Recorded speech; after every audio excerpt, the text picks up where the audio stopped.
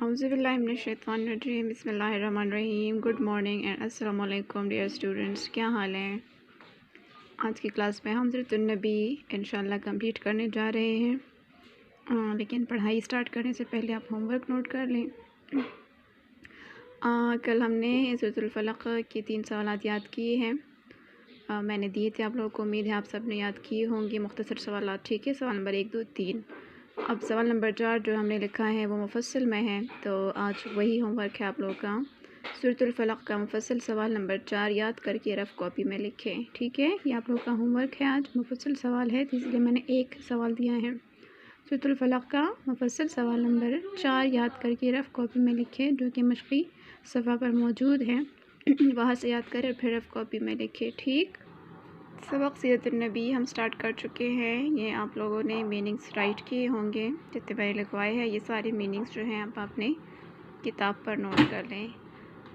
اس کے 3 پیراگراف ہم پڑھ چکے ہیں، آج ہم چوتھا پیراگراف سیرت النبی کا پڑھیں گے۔ کل ہم نے حضرت اسود کی تنصیب اور حضرت خدیجہ رضی اللہ تعالیٰ عنہا سے آپ وسلم کا نکاح جو ہے پڑھا تھا۔ آج ہم حضرت محمد صلی اللہ علیہ وسلم کی نبوت کے واقعے کو پڑھیں گے، جب حضرت محمد صلی اللہ علیہ وسلم کو نبوت ملی۔ اس کے لیے آپ لوگ جو ہے صفحہ نمبر 31 پر آ جائے۔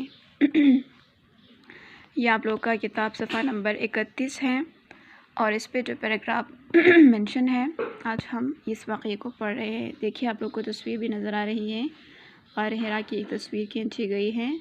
اس غار میں جو ہے حضرت محمد صلی اللہ علیہ وآلہ وسلم نبوت سے پہلے، جب ابھی آپ وسلم کی عمر 40 سال نہیں ہوئی تھی، اس 35 سے 40 سال کے عرصے میں 5 سال آپ وسلم نے جو ہے اس غار میں بہت زیادہ زندگی گزاری ہے۔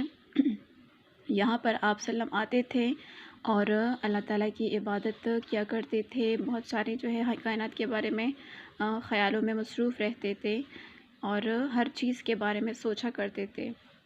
یہاں پر پھر آپ وسلم کو سچے خواب آنا شروع ہو گئے اور نبوت سے کچھ عرصے پہلے، اور جو خواب آپ وسلم رات کو دیکھ لیتے، فار ایگزامپل کسی کی ڈیتھ ہوتی تو اس جنازہ جو ہے آپ وسلم دیکھ لیتے، کسی کے ہاں بچہ پیدا ہوتا تو آپ وسلم اس کو ایک دن پہلے ہی خواب میں دیکھ لیتے۔ اس طرح بہت سارے واقعات آتے ہیں احادیث میں، تو وہ سچ ثابت ہو جاتے تھے اچھا نبوت سے چند عرصے پہلے، تھوڑے عرصے پہلے۔ تو پھر غار حرا میں جو آپ وسلم عبادت کرنے کے لیے آتے تھے، خدیجہ رضی اللہ عنہا جو ہے ان کو کچھ کھانے پینے کے سامان دیا کرتی تھی، آپ وسلم یہاں آتے اور کھانے پینے کے وہ سامان کے ساتھ چند دن گزارتے تھے، جیسے ہی وہ ختم ہو جاتی تھی وہ چیزیں تو آپ وسلم پھر واپس چل جاتے، اور اس طریقے سے ضرورت کی اشیاء لے کر یہاں واپس اس غار میں آتے اور اکیلی ہی اللہ تعالیٰ کی ذات کے بارے میں خیالات میں مصروف رہا کرتے تھے، ٹھیک ہے؟ یہ دیکھیں غار حرا میں خلوت نشینی، غار حرا میں خلوت نشینی، ٹھیک ہے؟ اچھا، تو غار حرا میں خلوت نشینی، غار حرا اس غار کا نام ہے جس میں آپ وسلم نے نبوت والے عرصے کو گزارا ہے اور جہاں آپ وسلم کو نبوت ملی تھی۔ خلوت کا مطلب ہے تنہائی، خلوت کا مطلب ہے تنہائی۔ خلوت اس جگہ اس وقت کو کہتے ہیں جب انسان کے پاس کوئی بھی موجود نہ ہو، اچھا؟ تو بالکل تنہائی میں جو زمانہ ہوتا ہے وہ کیا کہلاتا ہے؟ تنہائی کہلاتا ہے، تنہائی۔ اور نشین بیٹھنے کو کہتے ہیں، نشینی جب ہم کسی چیز پر بیٹھتے ہیں تو ہم نشین ہوتے ہیں۔ خلوت نشینی بیٹھنا، تنہائی میں آپ صلی اللہ علیہ وآلہ وسلم کا بیٹھنا، ٹھیک ہے؟ تو غار حرا میں آپ وسلم کا جو تنہائی کا دور تھا، آج ہم اس کے بارے میں پڑھتے ہیں۔ دیکھیے حضور اکرم صلی اللہ علیہ وسلم کی عمر جب 40 سال کے قریب ہوئی تو آپ صلی اللہ علیہ وسلم کے دل میں تنہائی کا شوق پیدا ہوا۔ آپ چاہتے تھے کہ عرب کے لوگوں سے جو ہے دور کہیں تنہائی اختیار کر لے، جہاں وہ آپ اللہ تعالیٰ کی وحدانیت اور اللہ تعالیٰ کے بارے میں سوچ سکیں، ٹھیک ہے؟ آپ صلی اللہ علیہ وسلم مکہ سے کچھ فاصلے پر واقع پہاڑ جبل نور پر چلے جاتے اور وہاں وقت گزارتے۔ جبل نور اس پہاڑ کا اس لیے دوسرا نام ہے کہ یہاں پر اللہ تعالیٰ کا نور جو ہے نازل ہوا ہے، اور اللہ تعالیٰ کا نور کون سا ہے؟ یعنی اللہ تعالیٰ کی کتاب قرآن مجید ہے۔ اچھا، اس غار میں آپ صلی اللہ علیہ وسلم کئی دن رہتے اور اللہ کی عبادت کرتے۔ آپ صلی اللہ علیہ وسلم اپنے ساتھ کھانے لے کر آتے، جب کھانا ختم ہو جاتا تو پھر گھر تشریف لے جاتے اور سامان لے کر واپس آ جاتے۔ ٹھیک ہے، میں نے واقعہ سنا دیا آپ لوگوں کو، یہاں ہم سے اس کو پڑھتے ہیں۔ پھر ایک دن آپ صلی اللہ علیہ وسلم اسی طرح سامان لے کر گئے تھے اور اللہ تعالیٰ کی ذات کے بارے میں غور و فکر میں مصروف تھے کہ ایک دن جو ہے حضرت جبرائیل علیہ السلام آئے۔ آخر ایک دن حضرت جبرائیل علیہ السلام حضور صلی اللہ علیہ وسلم کے پاس وحی لے کر آئے اور کہا، اے محمد صلی اللہ علیہ وسلم، آپ اللہ کے رسول ہے اور میں جبرائیل ہوں۔ اور آپ لوگوں نے پڑھا ہے کہ محمد کون ہے اور جبرائیل کون ہے؟ اللہ تعالیٰ کا مقرر فرشتہ جو نبیوں پر جو ہے اللہ کا پیغام لے کر آتا تھا۔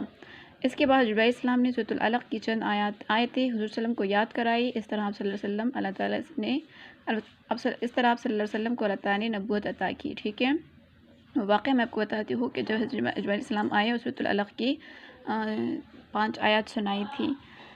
واقعہ یوں تھا کہ جبرائیل علیہ السلام آئے اور انسانی شکل میں آئے تھے۔ اچھا، اس فرسٹ ٹائم تو حضور صلی اللہ علیہ وسلم کو جو ہے جب آپ وسلم نے جبرائیل علیہ السلام کو دیکھا تو کھڑے ہو گئے اور خوف میں مبتلا ہو گئے کہ یہ کون ہے جو یہاں اس تنہائی میں میرے پاس آیا ہے۔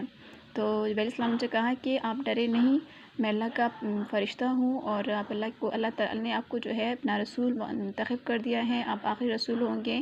اور پھر سورۃ العلق کی 5 آیات جو ہے، اقرأ باسم ربک الذی خلق، خلق الانسان من علق، اقرأ وربک الاکرم الذی علم بالقلم، تو یہ آیتیں سنائی۔ تو چونکہ آپ صلی اللہ علیہ وسلم کبھی اس سے پہلے اسکول نہیں گئے تھے، پڑھے لکھے نہیں تھے، کچھ بھی پڑھنے کے لائق نہیں تھے، تو آپ صلی اللہ علیہ وسلم نے کہا کہ ما انا بقاری، میں تو پڑھا ہوا نہیں ہوں، مجھے تو نہیں آتی یہ آیتیں جو آپ سنا رہے ہیں مجھے، میں اس کو پڑھ نہیں سکتا کیونکہ اس سے پہلے میں نے کبھی پڑھنا سیکھا ہی نہیں ہے۔ اس صورت میں کیا باتیں بتائی گئی ہیں کہ اقرأ باسم ربک الذی خلق، پڑھ اپنے رب کے نام جس نے انسان کو چھوٹے سے نطفے سے پیدا کیا ہے، اور پڑھ اپنے رب کے نام کے جس نے قلم کے ذریعے علم سکھایا۔ یہ باتیں ان آیتوں میں موجود ہیں۔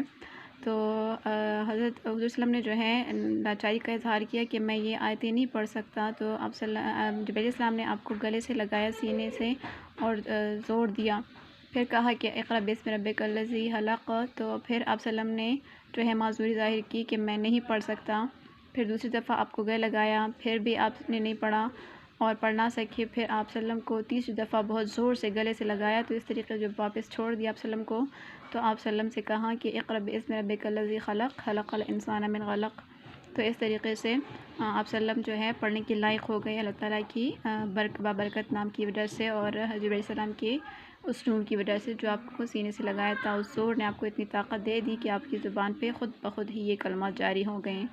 تو یہ تھا حرا کا واقعہ جب آپ صلی اللہ علیہ وسلم کو نبوت ملی۔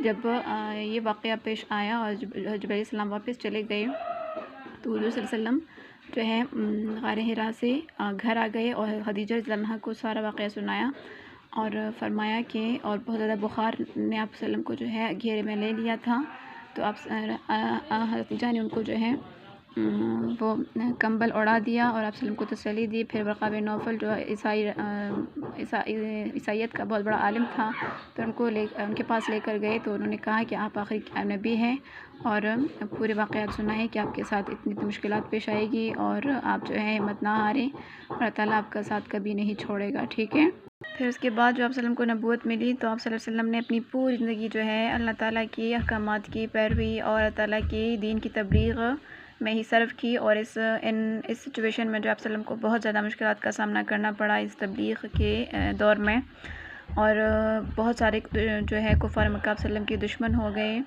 اور آپ صلی اللہ علیہ وسلم کو تکلیف دینے کی درپے ہو گئے اور کوشش کرنے لگی، لیکن آپ صلی اللہ علیہ وسلم نے جب نبوت کا منصب پر آپ صلی اللہ علیہ وسلم جو ہے فائز ہو گئے تو پھر آپ صلی اللہ علیہ وسلم جو ہے رحمت للعالمین بن کر زندگی گزارنے لگے اور ہر یہودی اور کافر اور مسلمان چرند پرند ہر مخلوقات کے لیے جو ہے رحمت کا پیغام بن کے آئے اور کسی کی ذاتی کا برے سلوک کا کبھی بھی جو ہے ان سے بدلہ نہیں لیا۔ تو آج ہم جو ہے آپ صلی اللہ علیہ وسلم کے پھر اس کے بعد رواداری کے چند واقعات پڑھتے ہیں۔ رواداری کا مطلب ہے کہ بدلہ نہ لینا، جو انسان بہت زیادہ معاف کرنے والا ہو۔ رواداری کا مطلب ہے معاف کرنا، رواداری معاف کرنا، کبھی اپنی ذات کے لیے بدلہ نہ لینا، معاف کرنا۔ اچھا، اب جب حضرت محمد صلی اللہ علیہ وسلم کو مکہ سے نکالا گیا، ہجرت کر کے آپ صلی اللہ علیہ وسلم مدینہ کی طرف تشریف لے آئے، تو یہاں پر اسلام جو ہے پلنے پھولنے لگا، لیکن کفار مکہ کو یہ بات گواہ نہیں تھی کہ اسلام اس طرح دن بدن ترقی کرتا رہے۔ تو اس طریقے سے ان لوگوں نے مدینے پر جو ہے حملہ کشی کی اور لشکر کشی کی، اور غزوہ بدر پیش آیا، پھر اس طرح غزوہ احد، غزوہ خندق، بہت ساری جنگوں کا دور گزرا۔ اس میں سے ایک غزوہ خیبر بھی تھا، جس کے بارے میں آج یہاں پر ہم پڑھتے ہیں کہ یہاں پر کیا ہوا تھا، غزوہ خیبر میں کیا واقعہ پیش آیا تھا۔ تو خیبر کی ایک یہودی عورت حضور صلی اللہ علیہ وسلم کو نعوذ باللہ قتل کرنا چاہتی تھی۔ جب آپ صلی اللہ علیہ وسلم غزوہ خیبر پر گئے تھے اور اس علاقے کو فتح کرنا چاہ رہے تھے، تو وہ لوگ جو ہے اپنے خیبر ایک قلعے کا نام تھا، اور جب آپ صلی اللہ علیہ وسلم نے یہاں لشکر کشی کی تھی، اسلام کی چھٹی لڑائی تھی یہ، تو یہاں پر ایک عورت جو تھی یہودی، چونکہ یہودی عورتیں آپ صلی اللہ علیہ وسلم کی کئی پہلے سے بھی دشمن چلتی آ رہی تھی، تو یہاں پر آپ صلی اللہ علیہ وسلم کو انہوں نے ان کی دعوت کی تھی اور کھانے میں زہر ملانا شروع کیا تھا اور صلی اللہ علیہ وسلم کو پیش کیا تھا، لیکن بدریں وہی آپ صلی اللہ علیہ وسلم کو پتہ چل گیا تھا، تو آپ صلی اللہ علیہ وسلم نے وہ کھانا نہیں کھایا۔ تو اس طریقے سے پھر اس عورت کو بلایا کہ آپ نے میرے کھانے میں زہر کیوں ملایا تھا، تو اس نے جب اعتراف جرم کر لیا، تو اس طریقے سے آپ صلی اللہ علیہ وسلم سے بدلہ نہیں لیا بلکہ معاف کر دیا۔ اچھا، تو یہ واقعہ ہم یہاں پڑھتے ہیں۔ خیبر کی ایک یہودی عورت حضور صلی اللہ علیہ وسلم کو نعوذ باللہ قتل کرنا چاہتی تھی۔ نعوذ باللہ، اللہ نہ کرے اچھا کہ حضرت صلی اللہ علیہ وسلم کا کہ قتل ہو جائے، نعوذ باللہ، اللہ نہ کرے، اللہ کی پناہ، نعوذ باللہ، اللہ کی پناہ، قتل کرنا چاہتی تھی۔ اس نے ایک بکری کے گوشت میں زہر ملایا اور اسے پکا کر آپ صلی اللہ علیہ وسلم کو پیش کیا۔ بکری کا گوشت صلی اللہ علیہ وسلم کو بہت زیادہ پسند تھا، اس نے اس بکری کے گوشت میں زہر ملا دیا اور اسے پکا کر آپ صلی اللہ علیہ وسلم کو پیش کیا۔ آپ صلی اللہ علیہ وسلم نے صحابہ کرام کے ساتھ اس کو کھانا شروع کیا۔ آپ صلی اللہ علیہ وسلم نے ابھی پہلا لقمہ ہی منہ میں ڈالا تھا کہ جبرائیل السلام نے حضرت صلی اللہ علیہ وسلم کو اصل بات بتا دی، بذریعہ وحی آئے اور بتایا کہ اس گوشت کو نہ کھائیں کیونکہ اس میں زہر ملا ہوا ہے۔ اب صلی اللہ علیہ وسلم نے فوراً لقمہ اگل دیا یعنی واپس اپنے منہ سے تھوک دیا، اور صحابہ کرام سے ہاتھ روکنے کو فرمایا کہ آپ لوگ بھی آگے اور نوالے نہ لیں۔ آپ صلی اللہ علیہ وسلم نے اس عورت کو بلوایا اور اسے پوچھا، تو اس نے زہر ملانے کا اقرار کر لیا یعنی بات مان لی۔ آپ صلی اللہ علیہ وسلم نے اسے معاف کر دیا، کیونکہ آپ صلی اللہ علیہ وسلم اپنی ذات کے لیے کسی سے انتقام نہیں لیتے تھے، کبھی بھی جو ہے اپنے لیے اپنے حضور صلی اللہ علیہ وسلم کے ساتھ جو کی گئی زیادتیاں تھی، تو آپ صلی اللہ علیہ وسلم نے کبھی نہ صرف اس کا بدلہ نہیں لیا بلکہ ہمیشہ ان کو معاف کیا اور بد دعا تک نہیں دی، ٹھیک ہے۔ تو یہ ہمارے محمد صلی اللہ علیہ وسلم کی معافی کے ایک کہانی تھی جو ہم نے پڑھ لی۔ پھر بردباری جو ہے ہمارے مطلب بردباری کہتی ہے ٹھنڈے مزاج کو، جب انسان میں گرمی نہ ہو۔ اچھا، بردباری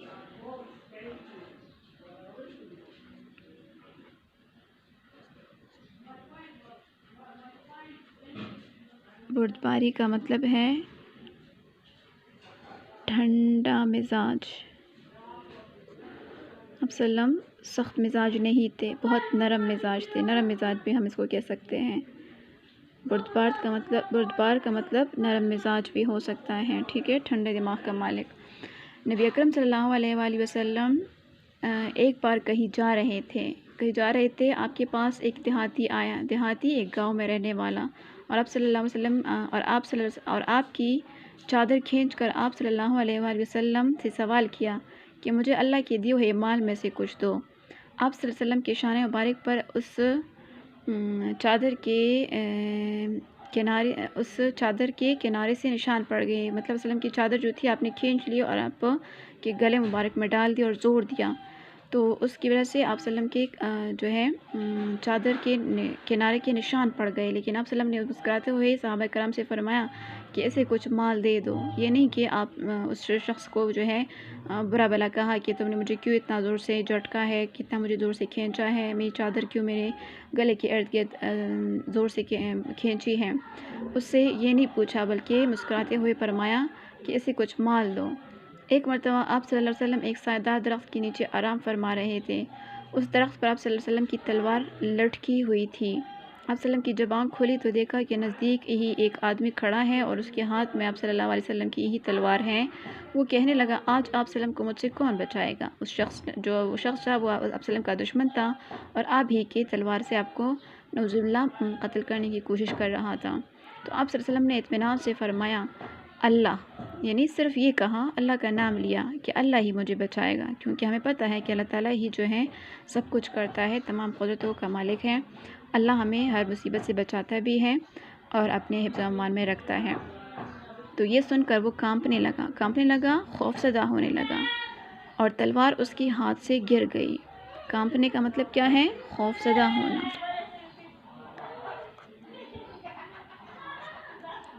کانپنے، خوف زدہ ہونا، ڈر جانا، ٹھیک ہے؟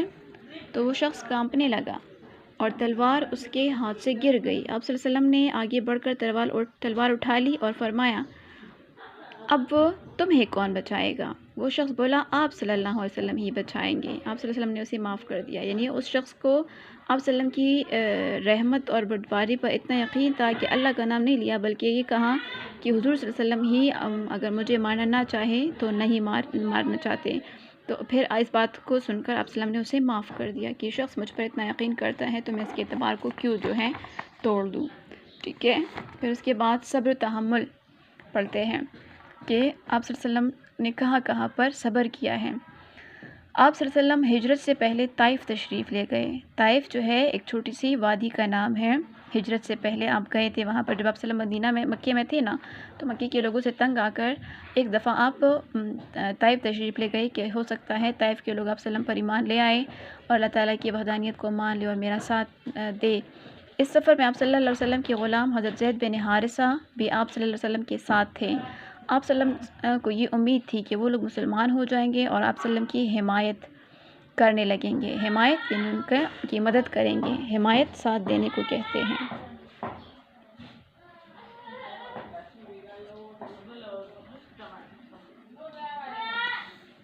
حمایت، ساتھ دینا۔ تو آپ صلی اللہ علیہ وسلم کو یہاں سے بہت امید تھی کہ یہ لوگ مسلمان ہو جائیں گے اور میرا ساتھ دینے لگیں گے، میری بات ماننے لگیں گے۔ طائف پہنچ کر آپ صلی اللہ علیہ وسلم نے وہاں کے سرداروں سے ملاقات کی جو وہاں کے بڑے بڑے قبیلوں کے سردار تھے اور جن کے پاس حکومت تھی، اور انہیں اسلام کی دعوت دی۔ ان سرداروں نے نہ صرف یہ کہ دعوت کو قبول کرنے سے انکار کیا، بلکہ کچھ آوارہ لڑکوں کو آپ صلی اللہ علیہ وسلم کے پیچھے لگا دیا۔ انہوں نے آپ صلی اللہ علیہ وسلم کو نعوذ باللہ مذاق اڑایا ان کا، اور پتھر برسائے، اور اتنے پتھر برسائے کہ اس سے آپ صلی اللہ علیہ وسلم کے دونوں پاؤں لہو لہان ہو گئے، خون سے بھرنے لگے۔ لہو لہان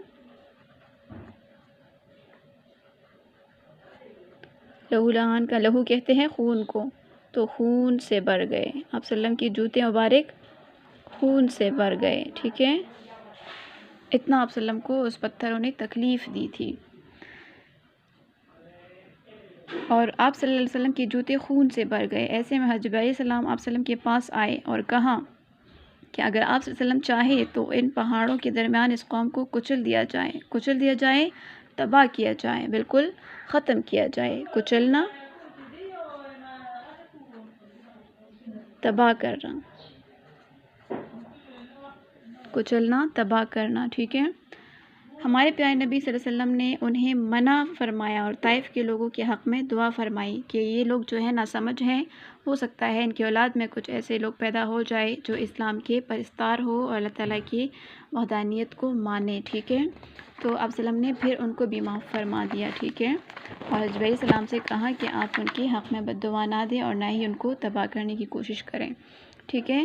پھر ہمارے پیغمبر صلی اللہ علیہ وسلم نے معاشرے میں جو ہے کس طریقے سے لوگوں کے ساتھ برتاؤ کیا، تو آج ہم اس کے بارے میں پڑھتے ہیں۔ حسن معاشرت، معاشرے میں اچھا سلوک کرنا۔ حضرت انس رضی اللہ عنہ نے حضور صلی اللہ علیہ وسلم کی 10 سال خدمت کی تھی۔ آپ صلی اللہ علیہ وسلم کے ایک غلام تھے، اچھا، حالانکہ وہ بچے تھے اور کام میں غلطی کر جاتے تھے، کرتے تھے۔ ان کے کام بھی اکثر حضور صلی اللہ علیہ وسلم کی خواہش کے مطابق نہ ہوتے، چونکہ بچے تھے اور صحیح طریقے سے کام نہیں کر سکتے تھے، تو ہمیشہ آپ صلی اللہ علیہ وسلم کو جو ہے وہ پسند نہ آتے۔ اس کے باوجود حضور صلی اللہ علیہ وسلم نے انہیں نہ کبھی ڈانٹا اور نہ ہی کبھی سزا دی کہ یہ کام اس طرح کیوں کیا ہے۔ آپ صلی اللہ علیہ وسلم کے اہل خانہ میں سے کوئی انہیں کسی نقصان پر تنبیہ کرتا، اہل خانہ یعنی خاندان والے لوگ جو تھے، اہل خانہ کا مطلب ہوتا ہے خاندان میں لوگ، جو بیوی بچے سارے ہوتے ہیں، ٹھیک ہے۔ اہل خانہ خاندان والے، اہل خانہ خاندان کے جو لوگ تھے، اگر کبھی آپ وسلم کی بیوی ان کو ڈانٹتی یا کسی نقصان پر غصہ کرتی، تنبیہ کرتی، غصہ کرتی،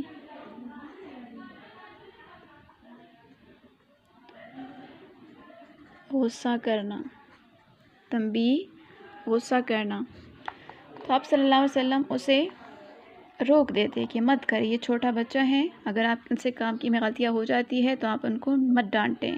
آپ صلی اللہ علیہ وسلم کا حسن معاشرت صرف مسلمانوں کے لیے خاص نہیں تھا کہ صرف مسلمانوں کے ساتھ اچھا سلوک کرتے، بلکہ کفار بھی اس سے فوائد حاصل کرتے۔ ایک کافر عورت آپ صلی اللہ علیہ وسلم پر اکثر کوڑا کرکٹ پھینکتی تھی اپنے گھر کا۔ ایک دن اس نے آپ صلی اللہ علیہ وسلم پر کوڑا نہ پھینکا، آپ صلی اللہ علیہ وسلم نے اس کی وجہ دریافت کی، پوچھی۔ دریافت کا مطلب ہے پوچھنا کہ کیوں آپ نے، اس عورت نے مجھ پہ آج جو ہے کوڑا کرکٹ نہیں پھینکا۔ تو معلوم ہوا کہ وہ بیمار ہے، اس دن وہ بیمار تھی، تو اسی لیے وہ اپنے گھر کا کوڑا کرکٹ آپ صلی اللہ علیہ وسلم پر پھینکنے باہر نہیں آئی۔ آپ صلی اللہ علیہ وسلم اس کی عیادت کے لیے اس کے گھر تشریف لے گئے۔ عیادت بیمار پرسی، جب ہم کسی کا حال پوچھتے ہیں تو اس کو عیادت کہتے ہیں۔ جب بیمار پرسی ہم کرتے ہیں نا، تو اسے عیادت بھی کہا جاتا ہے، بیمار پرسی، ٹھیک ہے۔ ان کی عیادت کے لیے اس کے گھر تشریف لے گئے اور ان کے گھر کے سارے کام کر دیے، تو وہ عورت آپ صلی اللہ علیہ وسلم سے اتنی متاثر ہوئی کہ آپ صلی اللہ علیہ وسلم کا یہ حسن سلوک دیکھ کر وہ مسلمان ہو گئی۔ وہ کیا ہوئی؟ وہ مسلمان ہو گئی، چونکہ وہ اس سے پہلے کافر تھی اور آپ صلی اللہ علیہ وسلم کو جو ہے نہیں مانتی تھی، لیکن جب آپ صلی اللہ علیہ وسلم کا یہ حال دیکھا تو پھر وہ ایمان لے آئی، ٹھیک ہے، اور مسلمان ہو گئی۔ تو یہ ہے ہمارے پیغمبر صلی اللہ علیہ وسلم کے اچھے اخلاق، جس کی وجہ سے اب یہ اسلام جو ہے اس دنیا میں پھیلا ہے، ٹھیک ہے۔ آج کے سبق میں اتنا کافی ہے، کل انشاءاللہ اس ٹاپک کا جو ہے ریٹرن ورک کریں گے۔ اللہ حافظ۔